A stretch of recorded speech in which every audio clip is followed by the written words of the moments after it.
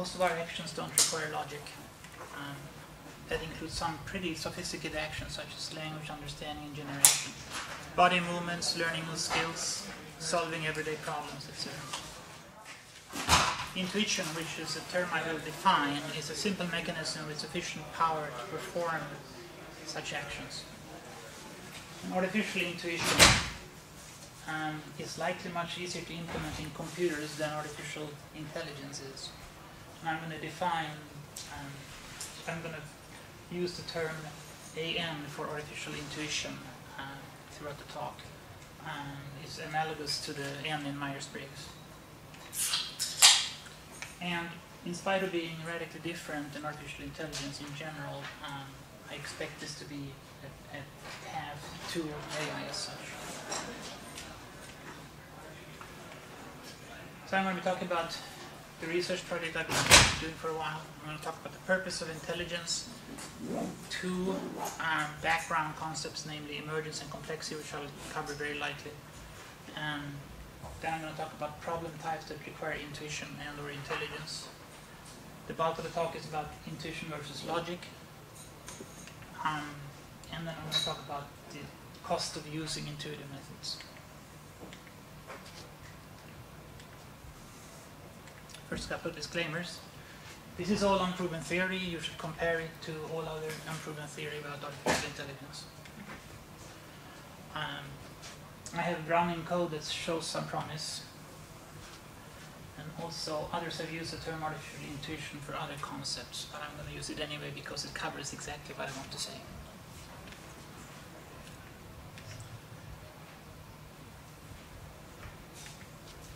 So I have decades of experience of weak logical AI, if you will. I've written 3 expert systems for Cisco. I've done natural language processing in a couple of companies. Around 1998, I had, along with lots of other people, been waiting over a decade for Doug Lennett's Psych project to be released. And it had been much hyped as being the end all of all intelligence. And I got a chance to play with that for 5 months in a job I had. And it was a disappointment to me. So I lost basically faith in a strong logical AI as such. And then around 2000, I got inspired to look at sub-symbolic methods instead of symbolic methods. The difference is basically that in strong logical AI, you are describing the world, you're building models of the world. And in sub-symbolic methods, you are building models of the brain so that you can figure out how brains learn things. Learning is basically the emphasis in sub-symbolic methods. So, in 2001, I had the best idea I've ever had, and it opens up a rich field of possibilities to explore about these issues of artificial intelligence, and I've been exploring it full-time ever since then, except for 2 years at Google 2004 through 2006 when I was refilling my coffers because I ran out of money. In January this year, I built this personal supercomputer with reasonable statistics, and I will be funding myself beyond 2010. The project strategy is basically to create intuition-based electric gray matter, if you will. If it works, it will be useful either as standalone or as a building block in other artificial intelligence. The application domain I'm aiming at is document understanding, which basically means the automatic discovery of semantics of text. This is a pretty advanced goal. And this I expect to work for any language, not just English. The goal is to learn language from raw text and from web pages using unsupervised learning, starting from a blank slate.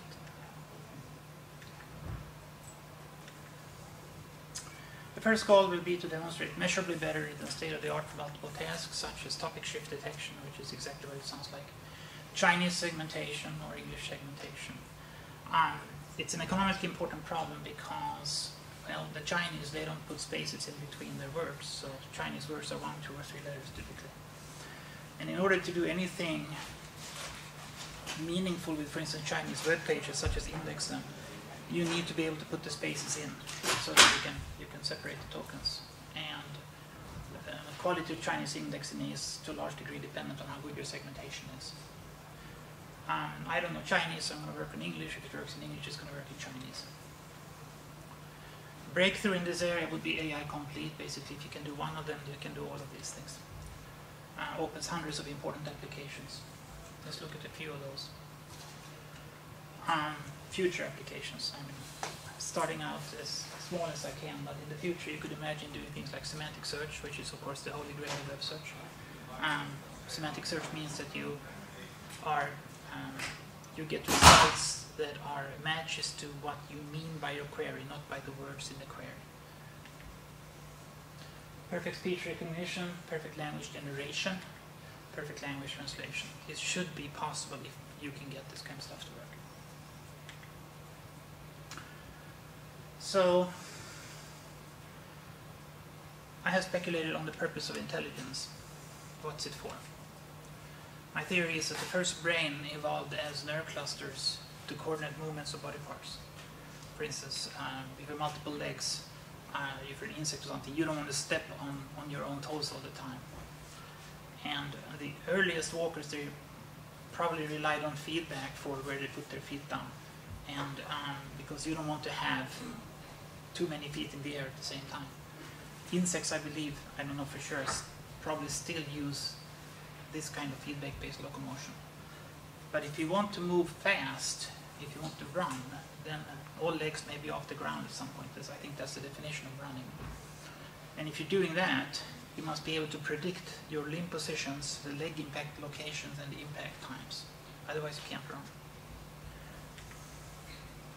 And also, nerve impulses are too slow for feedback for certain tasks, such as precision throwing. If you're throwing a dart to the dartboard or a rock at the rabbit, the angle at which you have to release the projectile is very small, and you can't rely on feedback to do that at the right point in time. So again, for high precision throwing, you need to be able to do prediction of your position. I mean, when I'm doing this, I'm predicting not only where the remote will be, but also where my arm will be a few milliseconds in the future.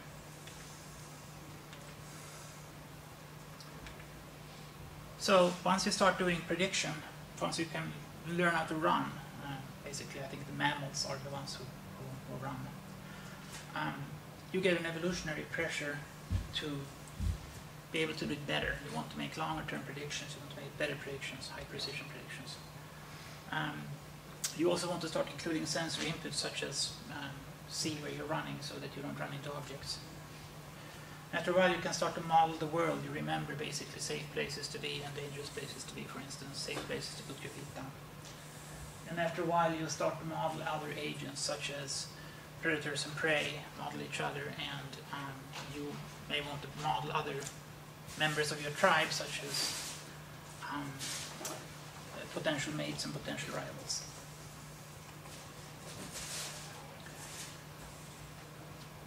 Evolution rarely throws anything away. So I believe that prediction and not logic is still the most important low-level operation in the brain. You can extend predictions by nesting and cascading these low-level predictions. What you do is you start by predicting basically the low-level things like your arms or when you impact the ground, etc. And then you start predicting the neural impulses in your brain that observe that. So in essence, you're predicting your own predictions, and that's the way you can extend the time. Let's do a quick experiment.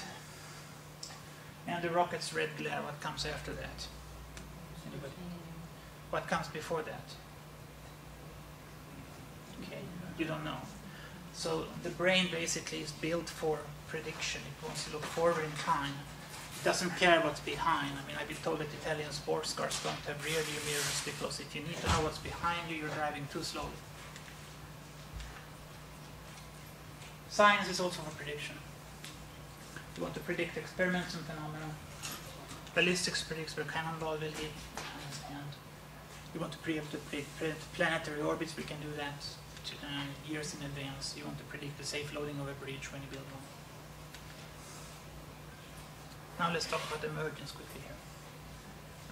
Emergence is a strange concept because some people some people it's obvious that it exists and some people deny its existence. It's important if you're doing philosophy or whatever, then you want to talk about this. I like to explain it with an example. I said a single water molecule does not have a temperature. It's just floating in space. You can basically say it has a temperature. Temperature is only defined for aggregates of molecules. It's a statistical measure of the relative motion in the aggregate, and the behavior of the aggregate changes depending on the temperature. So for instance, you have ice, water, and steam. They behave very differently. Emergent properties then are system level properties that don't exist at the lower level, like the molecular level in this example. Provides a more useful point of view. Sometimes these high level properties cannot be derived from the lower level properties. Sometimes they could in theory, but it's not worth the trouble. Let's look at some examples. I talked about ice, water, and steam. So you have properties like wetness, steam, pressure, and temperature. How about quality? Reliability, top speed, and lifespan. The quality of a car isn't in any single component of the car. It's basically there in every component, and the way it's assembled and the design and everything. It's a systems level property. Radio reception is one of the canonical examples of emergence. The radio reception is not there in any component. It's basically a function of everything you put together, right? And there's nothing magic with emergence. I mean, the designer of the radio knew what it was doing when he designed it. Semantics from mere text, life from mere non-living atoms, and intelligence from mere neurons are basically other good examples. I like the last one a lot. If you're building artificial intelligence systems, you better build it out of non-intelligent components, because if you try to build it from intelligent components, you have just pushed the problem one level down. So emergence is the only thing that works to get you intelligence. Complexity is, well, complex. I mean, my take on, I'm going to talk about something that is my take on this, but other people have similar ideas. They just express it slightly differently. This I claim is an example of component-dominated complexity. It's how we like to build software systems or engineering in general. If you want to build an opera house or 747, this is what we try to do. We basically have a system which we break down into components, and we break those down into subcomponents. And the interfaces between the parts, we try to keep the number of them down. We try to keep them simple and at least regular if we can keep them simple. All of the functionality is inside of one or the other of these components. All of the complexity is inside of components. That's why it's called component-dominated complexity. We should contrast that with what we find in life, which is basically richly interconnected simple parts. You find this in like neurons in the brain, people in societies, ecologies, life in general, and also among things like concepts, ideas, abstractions, and language. And you have simple parts. They can basically be identical if you want, and that are just richly interconnected. And here it is not what you know, but whom you know that matters, as they say in Hollywood. And all of the complexities in interconnections, and the functionalities in the interconnections.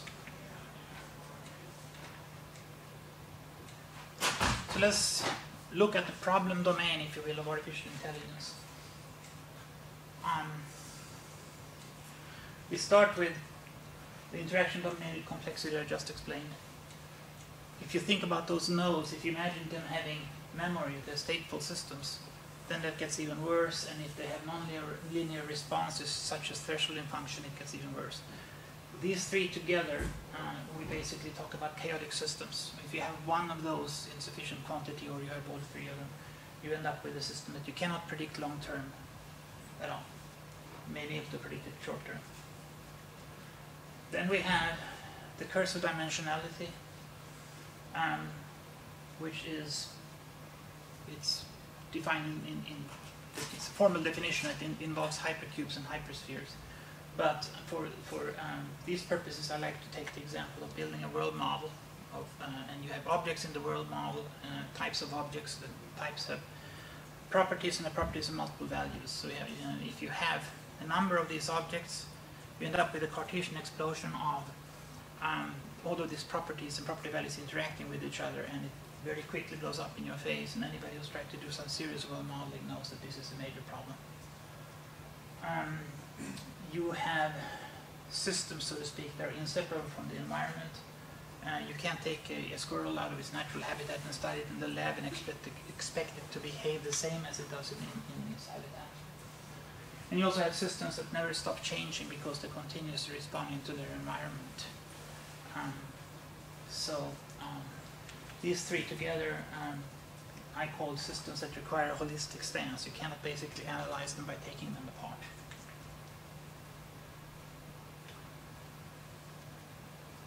Then we have ambiguity of various kinds, ambiguity, incomplete information, and incorrect information. These are ambiguity in your in data.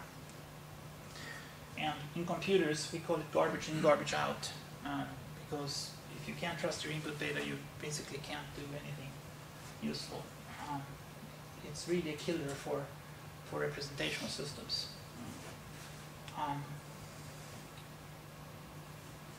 Then we have self-reference, apparent paradoxes, and strange loops.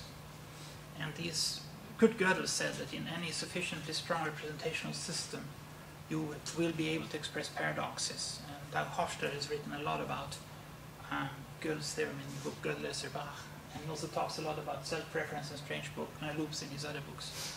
Strange loops are things like you have a type-based system, an object is of type A, which is a subtype of B, which is a subtype of C, which is a subtype of A. Oops. So that's the kind of loop that you might end up with. And your system, if you're going to build a representational system, better know how to deal with those without getting stuck. And then we have the necessity to keep parallel representations at once. You must believe 5 contradictory things before breakfast. You have multiple points of view that one person, for instance, can hold. Your opinions, multiple people have different opinions, and you have hypotheses which you can create temporarily, then might want to throw away if they don't work out. Or you might be given a hypothesis from the outside. All of these things together, I lump them together and just say these are systems that contain ambiguity. And then finally we have in the fourth quadrant we have emergent properties, like I also already talked about. So here we have 16 kinds of mess, and they are basically, each one of these is outside of what we can do with current science. We can nibble them in the corner a little bit. Some of them we can basically beat to death by lots of computing power. But in many situations we have things from each quadrant. So people go ahead and try anyway. Other people in logical AI and elsewhere have tried things like modeling the world in general, like the Psych project, modeling the global economy and stock markets, and computer vision, or the one thing that I'm working on, which is discovery of semantics in text. They're all of these problems have all 16 of the problem types that we looked at, which means they're really, really hard. So they have a lot in common. We find systems and problem domains that are advanced, as I said, chaotic, require holistic stance, contain ambiguity, and exhibit emergent properties. I'm going to be talking about these problem domains a lot, so I need a name for this, and I didn't pick the name, but they are known somewhere as bizarre systems. Okay. When I say bizarre systems, you have all of these. Actually, you have at least one from each quadrant, but you may have all 16. But typically, these travel in packs, so you often find all 16 together.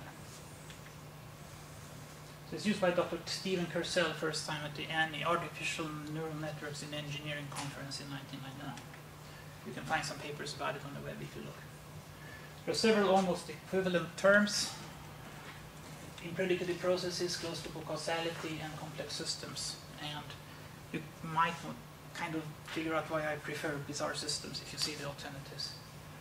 If you look up complex systems in Wikipedia, for instance, you will find roughly the same list of things that I already showed you, those 16. Which one of these terms you use depends on whether you come from systems biology, chaos theory, complexity theory, or whatnot. Because everybody, well, you discovered that these problems are important. Now I'm going to talk about intuition and logic and basically compare them. That's the bulk of the talk. Intuition and logic are both two strategies, or strategies for prediction and problem solving. Remember, intelligence was for prediction. Logic is not better, it's just different. You can use either or both The choice is often dictated by the problem domain itself. Of course, sometimes we don't know this, we choose poorly. What can logic do? Well, we use it in hard sciences such as mathematics. We use it in physics, we build logic-based models of causality. We use it in computers, both to build them and to program them. We use it when we're doing puzzle problems. It's taught in schools. We use logical rules to manipulate logical statements, such as when you're doing algebra and so on. And when you're doing this kind of algebraic manipulation of formulas, innovation is in theory unnecessary.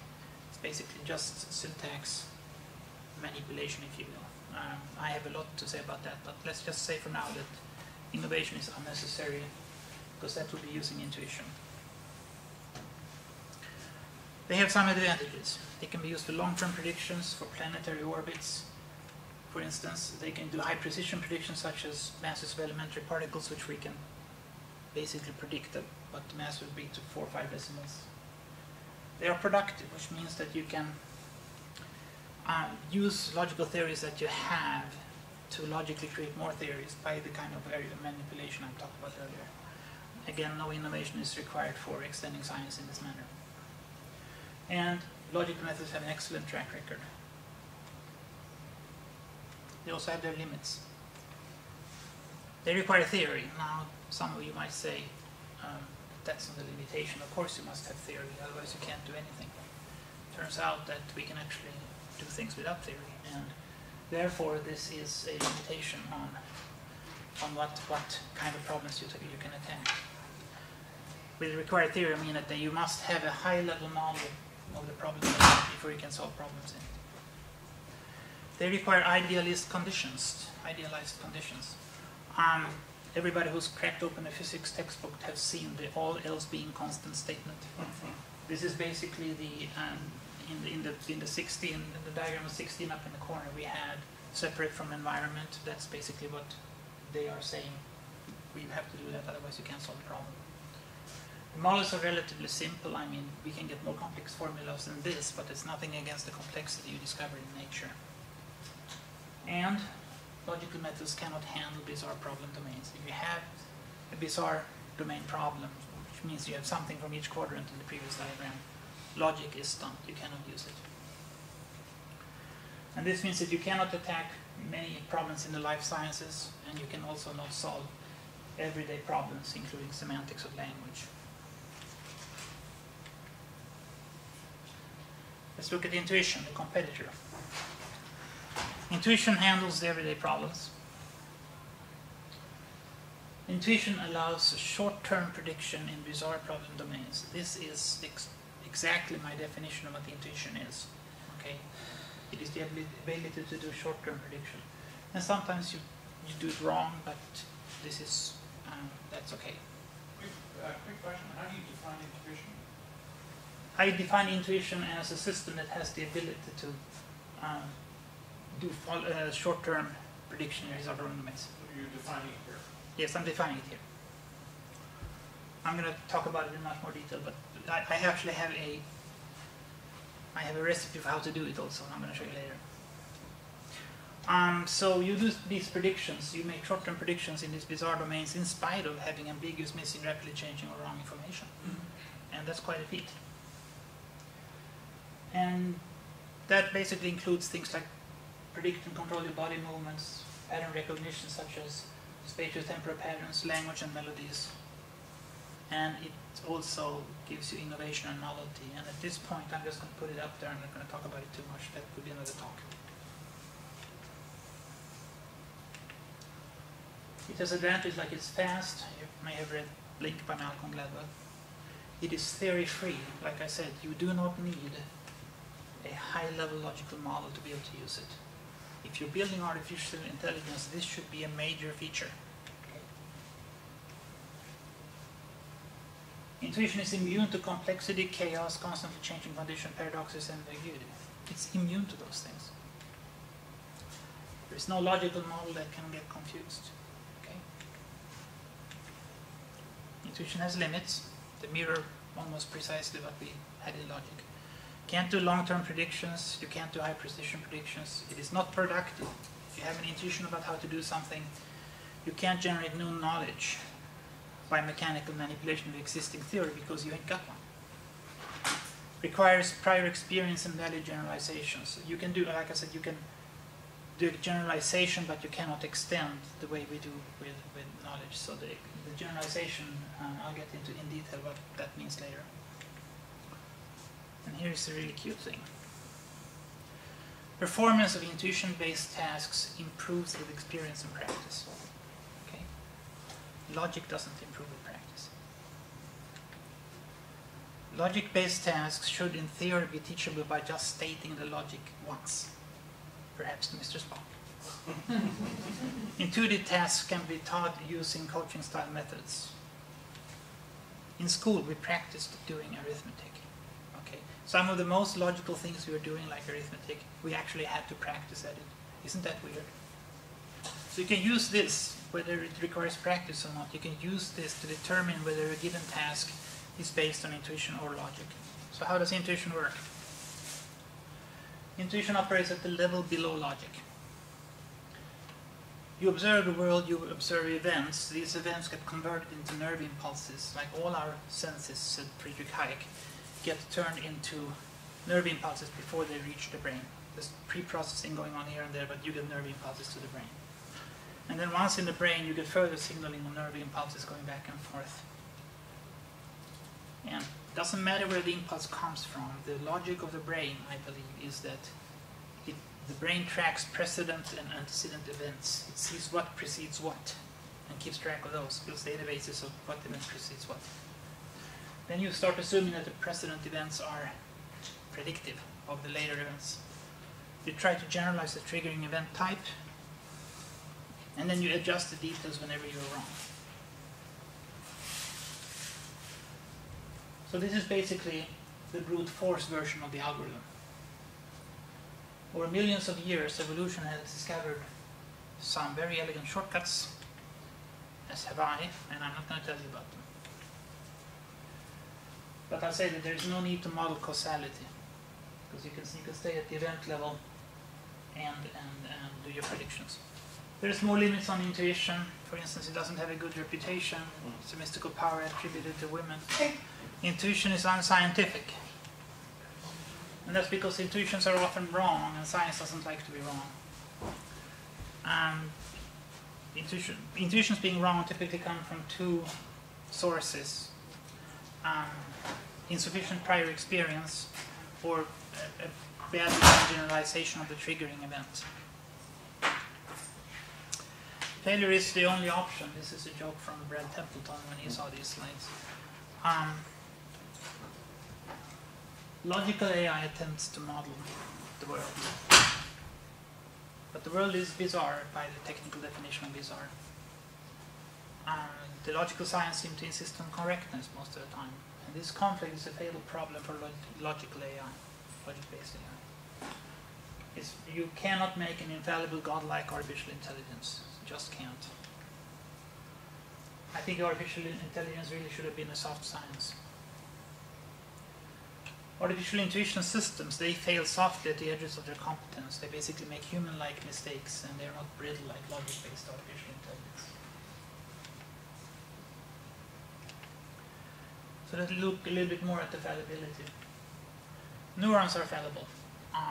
They are based on electrochemical processes, on diffusion of the transmitter substances and neurotransmitters, they call them. And they involve thresholding of the concentration of those neurotransmitters. So there's basically indefinite delays. You cannot say how long the delay is. And because there's so many neurons in the brain, you have race conditions all the time. So you basically can't expect the brain to get the same result twice. And artificial intuition systems, the way I build them, they are fallible all the way down. It's basically not. I run them on reliable computers, but it didn't have to be that way. I could run them on unreliable hardware if I wanted to some extent. It has to be a right kind of unreliability. But they're basically non-deterministic. Failed predictions indicate either trouble or novelty. It's basically a situation you haven't seen before, or something else went wrong. And what you get is emergent reliability against these internal errors.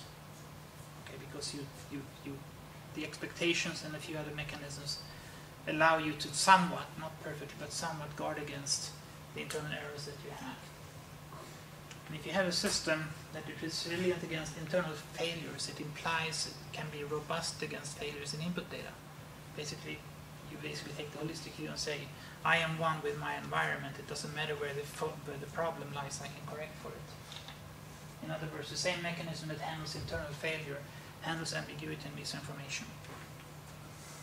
And we call that emergent robustness. Logic is uncommon. Most people never learn logic.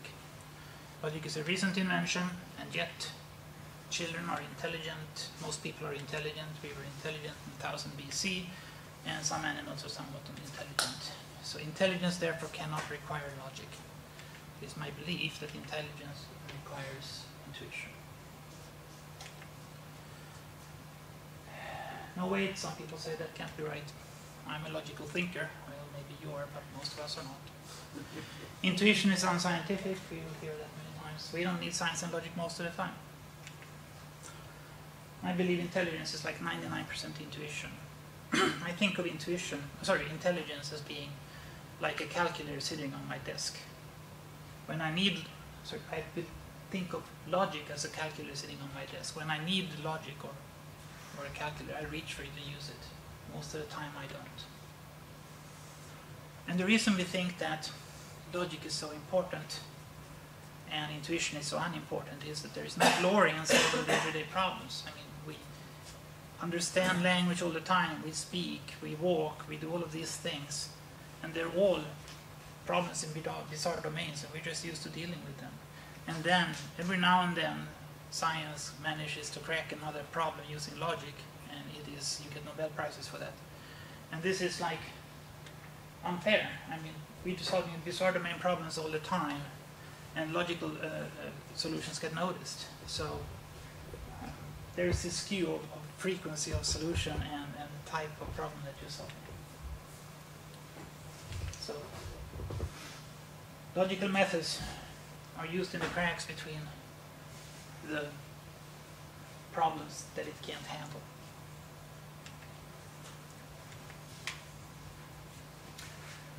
Some problems can't be solved at all. Some problems they require both intuition and logic. And we don't always classify problems right. Whether or not a problem also requires logic, you must use intuition-based methods to attack problems that require intuition, or you will waste a lot of time and effort. Okay. In particular, artificial intelligence requires artificial intuition. No, wait, that can't be right. Computers are logical, not intuitive. Well, programming intuition into computers is quite straightforward. I've been exploring this since 2001. There may even be more than one way to do it. Artificial intelligence might also require some logic, but I think it's 99% intuition. Let's return to predictions. There are two kinds of predictions. The hard sciences use logic for long-term and precise predictions. In daily life, we use intuition for fallible, approximate short-term predictions. They both work, have different advantages, and apply in different situations. Time to draw a graph. Here I will plot the complexity of a problem to the range of prediction that you can make. Simple problems sit close to the corner there. We can call those predictable. Here will be complex problems. Over here is our friend, the bizarre problems. The rest of the chart is called the absurd region, because you can make no models whatsoever about anything in that corner, in the rest of the chart. The absurd area is basically pushing down, making it impossible to do anything except close to the axis. Here you basically either have too complex a problem or expect too long a range of prediction, or both. Can you give an example of the short-term problem that you might use? Certainly. This is a short-term prediction. And you think you were using intuition for that? Yes. I certainly do not solve a second order differential equation as I'm pushing the brake pedal coming into a red light.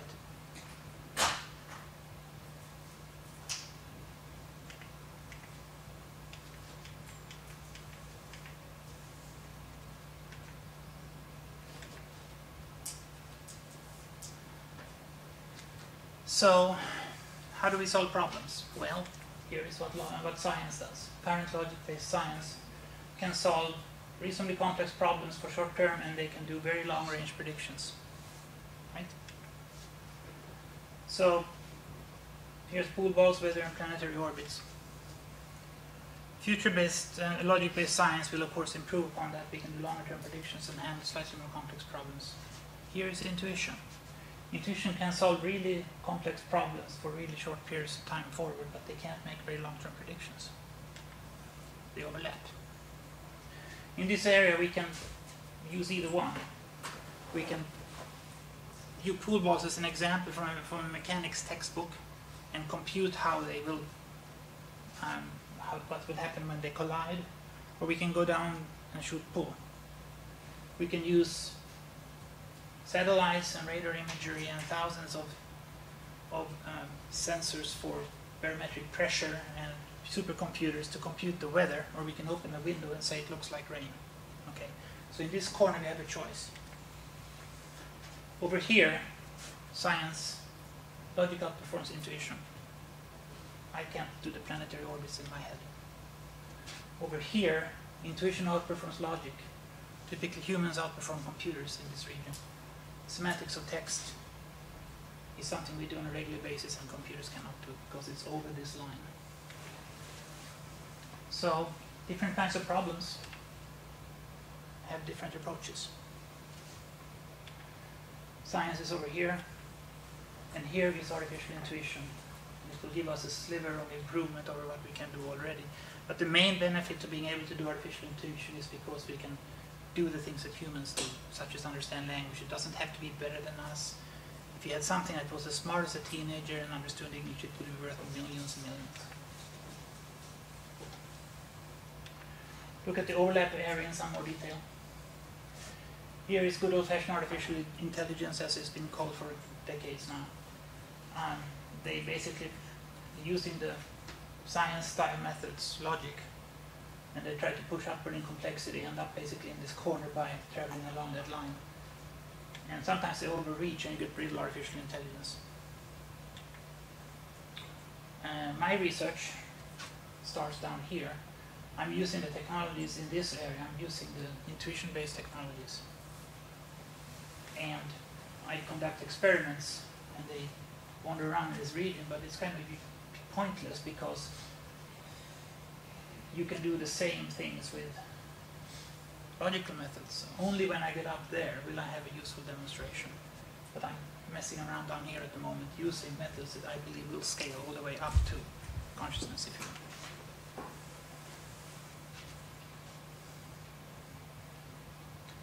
There is a cost to using these methods. It requires that you think entirely different about most things that you do with a computer. One could call it a paradigm shift, but the truth is, this actually is worse than a paradigm shift. Historically, advances in science have increased precision of previous methods. You have planetary orbits again. Ptolemy's model gave way to Copernicus, to Newton, and to Einstein. This time it's different. In order to handle bizarre problem domains, we must trade in many principles of logic and hard science. And this is the logic-intuition trade-off.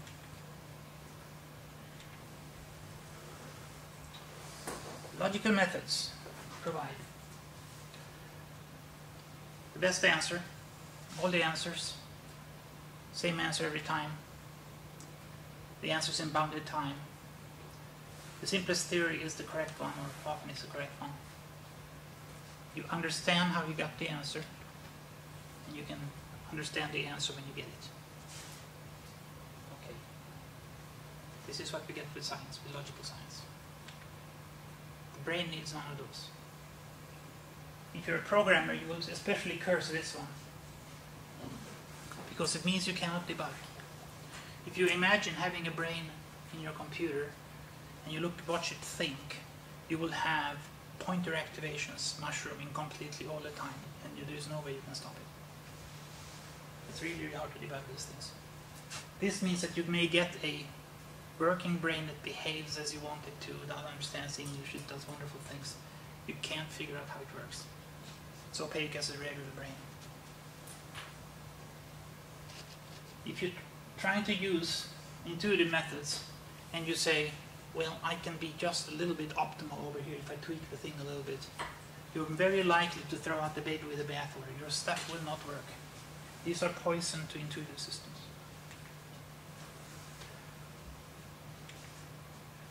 We hope to get something in return when we give those up.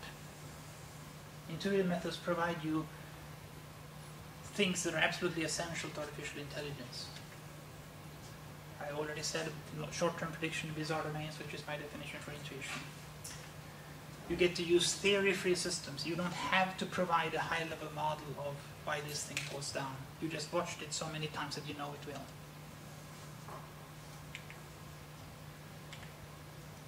You get novelty.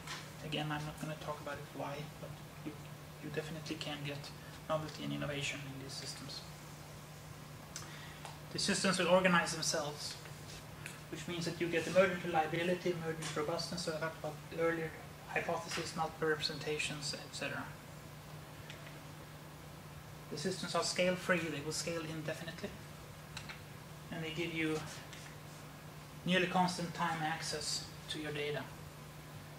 There's two caveats with this. The first one is that when you're learning, it takes a bit longer, and it would be perfect constant time access if it wasn't for garbage collection. Garbage collection is linear to the size of the database. But in general, you don't think slower just because you happen to know twice as much as you did a few years ago. These things on this page are straightforward to implement if you're using intuition-based systems. But you want to go beyond that. And what we're doing is, I'm hoping that if I do these and I do them right, I will get to certain emergent properties. Specifically, mechanical discovery of semantics, which is of course the main reason to do this. You want to automatically be able to discover semantics if you're given a piece of text. Discovery and reuse of abstractions, which are slightly different. Generalizable solutions. You want to be able to make one model that understands English and use it in hundreds of different applications. In contrast, a chess-playing robot plays chess. True learning, which is the ability to learn any kind of spatiotemporal sequence that you want, starting from a blank slate.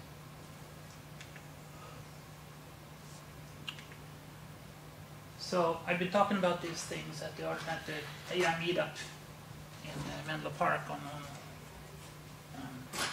alternating Sundays, and I also have a website that I'm working on called artificialintuition.com, which basically is this talk with some embellishments, some extra detail. And I like to provide some inspirational reading for you all. None of these are very technical, none of them describe my system. I have other books that do that in some detail. I take questions. I'm still struggling with your definition of intuition. If Kepler is sitting there and suddenly decides, has an intuitive thought that the tides may be affected by the moon, right? That's what I think of as intuition. Right. Now that's not a short-term problem. It's not a what? It's not a short-term problem. It's a... That is correct. Doesn't that go against the way you're defining it? Or would you not call that intuition? Or? No, it is an intuition, but how should I say it? The short-term problem that it solves is internal to your brain. It is basically, the intuition part is works because your brain is doing the internal predictions, if you will. Maybe one way to think of it is the immediate short-term thing is, here's this data I'm looking at, I don't understand it. Right. The outcome may have long-term implications. Exactly. Yeah, the theory itself is about something long-term, but basically your ability to grasp it in a blink, if you will, is the intuition part. Have you read Persig's sequel to Zen? Yes, I have. Okay. Is there a reason that's not on there? It's not as good. And this Zen is here because Zen talks about Zen and motorcycle maintenance, and one is very logical and one is very intuitive. Zen is very intuitive and motorcycle maintenance is very logical. It gives it away already in the title. That's what the book is about, right? It considers those two worldviews, if you will, and shows you how deep the gap is between those two. So you're doing research into this area. Yes. How close are you? Where are you? I have certain results that are basically can be matched with current logical methods, but they were derived using 3,000 lines of C code and lots of input data.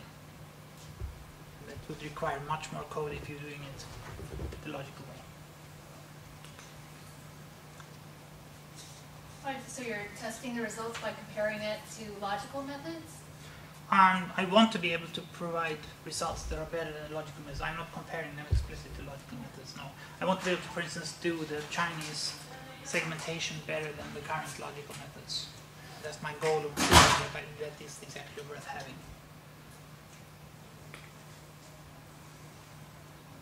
Okay, yes? In what framework are you doing your research? How do you mean framework? I mean, is Sentience a startup, or are you at university? No, I'm doing it entirely privately. Sentience is basically a company I created to manage funding for this. And if somebody wanted to fund this project, they could easily get equity in Sentience in exchange for the funding. That's my idea.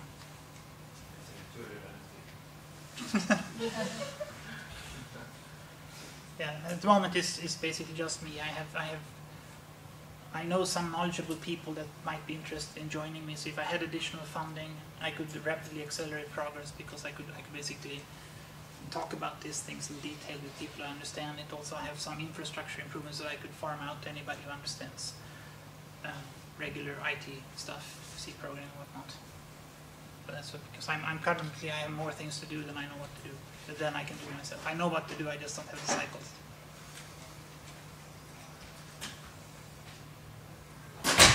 Okay, I guess we're done. Thank you very much.